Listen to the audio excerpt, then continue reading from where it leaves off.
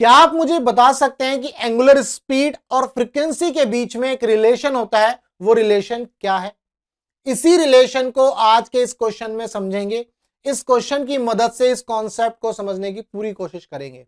तो चलिए देखते हैं क्वेश्चन क्या कह रहा है। क्वेश्चन बोल रहा है two racing cars of mass m1 and m2, दो रेसिंग कार है जिनका मास m1 और m2 है, are moving in circle of radius r and 2r respectively. दोनों कार जो है मूव कर रही हैं r रेडियस में और 2r रेडियस में respectively.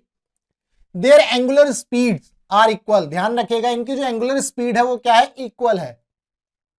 The ratio of the time taken by the cars to complete one revolution is, हमें रेशियो निकालना है कि जो टाइम पीरियड है इन दोनों कार का वो कितना होगा, वो रेशियो हमें निकालना है। एंगुलर स्पीड दी हुई है, सेम है, दोनों की एंगुलर स्पीड जो है सेम है। तो ध्यान से समझेंगे इस सवाल को। भाई सबसे पहले मैं आपको बताता हूं कि लीनियर मोशन जब हम पढ़ते हैं, लीनियर मोशन से हम इसको कंपेयर करेंगे। लीनियर मोशन में हम क्या पढ़ते हैं, स्पीड। बहुत ही सिंपल वे में पढ़ेंगे। स्पीड क्या होता है हमारा, डिस्टेंस अपॉन टाइम। भाई डिस्टेंस अपॉन टाइम हमारा स्पीड होता है, हम लीनियर मोशन में पढ़ते हैं। अब चूंकि ये सवाल जो है सर्कुलर मोशन का है, तो और वो भी स्पेसिफिकली यूनिफॉर्म सर्कुलर मोशन का, तो हम यहां पर सबसे पहले क्या पढ़ने वाले हैं, यूनिफॉर्म सर्कुलर मोशन के हिसाब से सर्कुलर मोशन।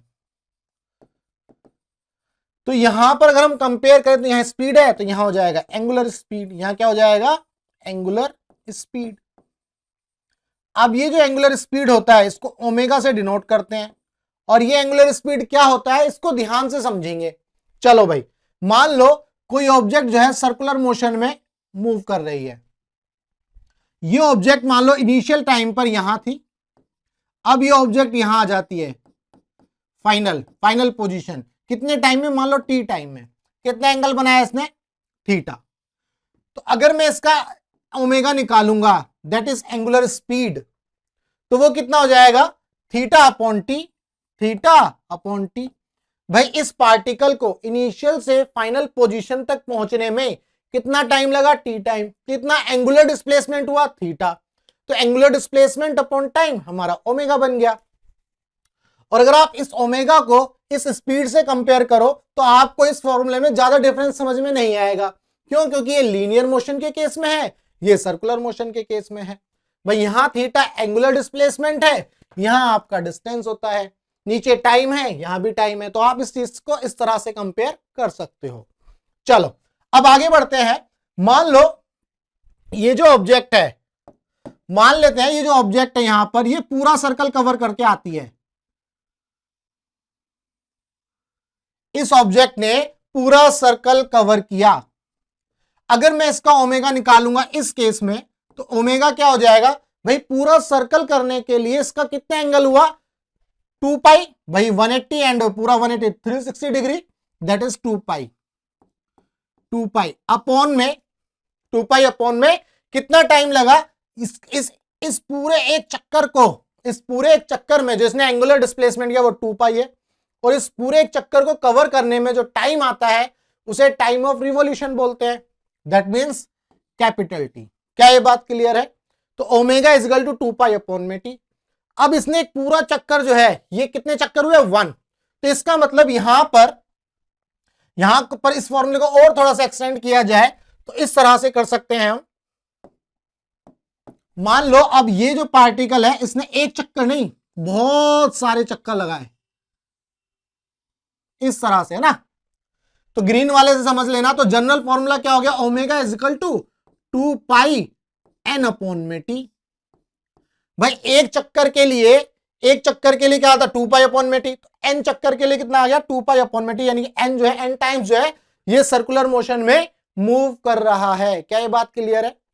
बिल्कुल। अब आपको ये चीज समझनी कि ओमेगा का जो फॉर्मूला है ना वो ये होता है, ठीक है। अब इसी से ही हम इस सवाल को करेंगे। दोनों कार हैं, दोनों कार की जो रेडियस है वो एक आर है और एक 2r है, तो ऐसे समझ लेते हैं।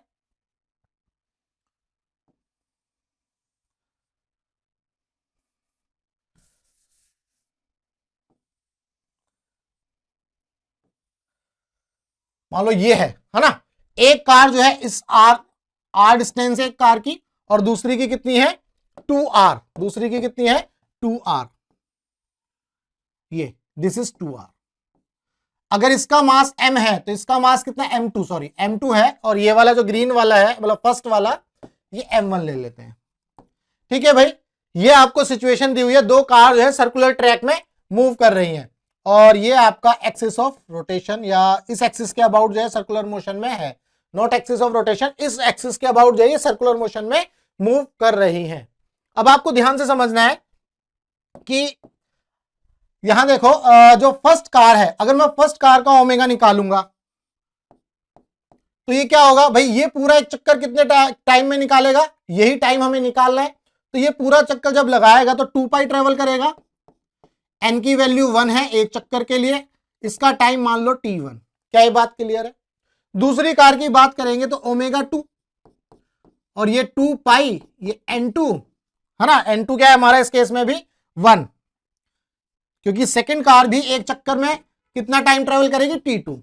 हमें जो है t1 और t2 के बीच में रेशियो निकालना है, तो यहां से t1 t2 निकाल लो, यहां से t1 आ गया आपका 2 पाई अपॉन में t1, सॉरी ओमेगा 1, और t2 आ गया आपका 2 पाई अपॉन में ओमेगा 2। अब चूंकि क्वेश्चन में दिया है दोनों जो है एंगुलर स्पीड इक्वल है, दैट मींस ओमेगा 1 और ओमेगा 2 क्या है, इक्वल है। अब यहां से आप रेशियो निकाल लो, t1 अपॉन में t2 that is equal to भाई 2 पाई अपॉन में ओमेगा, 2 पाई अपॉन में ओमेगा, यानी कि 1 अपॉन में 1, दैट मींस 1:1। क्या ये बात क्लियर है? मुझे इतना टाइम इसीलिए लगा क्योंकि मैंने आपको कॉन्सेप्ट समझाया है, अदरवाइज आपको ये डायरेक्ट लगा देना था 1:1। कैसे? ओमेगा क्या होता है 2 पाई अपॉन में टी या 2 पाई एन अपॉन में टी, एक चक्कर दोनों का है, 2 पाई कांस्टेंट है, ओमेगा कांस्टेंट है, तो इसका टी भी कांस्टेंट हो गया, यानी कि टी भी सेम हो गया। क्या ये बात क्लियर है भाई? दोनों का ओमेगा सेम, दोनों का चक्कर भी सेम, दोनों का 2 पाई ये भी कांस्टेंट है ना, तो टी भी सेम हो गया, इसीलिए जो रेशियो आ गया 1:1। सिंपल सी बात है। बट मैंने आपको इस क्वेश्चन की मदद से ये कॉन्सेप्ट समझाया है कि यहां पर जो ओमेगा का जो फॉर्मूला बनता है 2 पाई एन अपॉन में टी। अब एक और चीज जो मैं आपसे पूछ रहा था, ये जो एन अपॉन में टी है ना, इसी को बोला जाता है फ्रीक्वेंसी। तो omega is equal to 2 pi mu, एक फॉर्मूला ये भी बनता है। तो omega is equal to 2 pi mu, ये भी हमारा क्या हो गया फ्रीक्वेंसी के टर्म्स में हो गया। यहां पर ये फ्रीक्वेंसी क्या हो गया, रोटेशन पर मिनट और रिवॉल्यूशन पर मिनट। एक ऑब्जेक्ट जो है कितना रिवॉल्व कर रही है, कितने टाइम है ना, रिवॉल्यूशन पर मिनट, आरपीएम, रोटेशन पर मिनट आप पढ़ते हो, रिवॉल्यूशन पर मिनट भी पढ़ सकते हो, ये सारी चीजें आप बुक में पढ़ते हो जब क्वेश्चन करते हैं। क्लियर है? तो उम्मीद करता हूं आपको इस क्वेश्चन का जो कॉन्सेप्ट है वो अच्छे से समझ में आया होगा। रटना नहीं है, चीजों को समझना है। मैंने आपको इतना थ्योरी और इतने डिटेल में इसलिए समझाया, इसके अलावा अगर कोई क्वेश्चन आ जाएगा तो आप उसको अच्छे से अटेम्प्ट कर सकते हो। तो चलिए अब हम अगले नेक्स्ट क्वेश्चन में मिलेंगे। अगर आपको इस क्वेश्चन का जो कॉन्सेप्ट है अच्छे से समझ में आ गया तो भैया वीडियो को लाइक कर देना और चैनल को सब्सक्राइब कर देना।